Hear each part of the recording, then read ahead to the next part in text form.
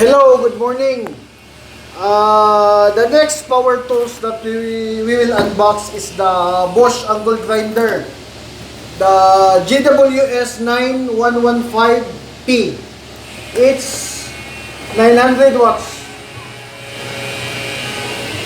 We will check what is the difference between this BOSCH angle grinder and this healthy angle grinder.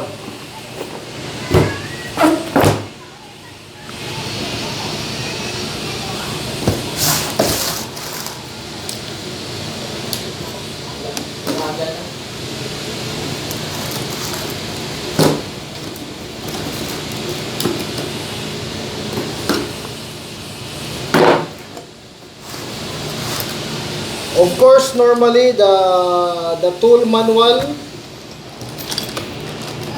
the handle, the foregrip, the disc lock,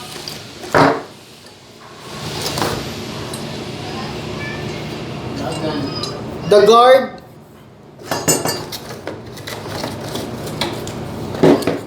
and the unit itself.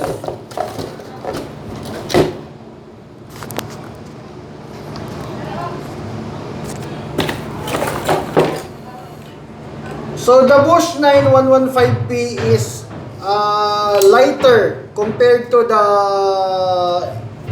the healthy. Lighter and smaller.